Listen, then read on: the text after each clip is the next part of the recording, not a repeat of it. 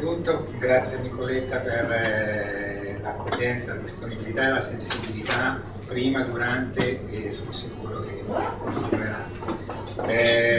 Sono molto contento di aver partecipato e in questo momento mi sento molto stanco, trovato e anche un po' confuso, però sento dentro di me la percezione forte che è l'inizio di un percorso di cambiamento a livello proprio anche emotivo, perché il mio desiderio è proprio quello di sbloccarmi e recuperare l'emotività che io so che è dentro di me, ma che negli anni è rimasta ingabbiata e chiusa dentro un'armatura che devo rompere assolutamente. Posso rompere assolutamente.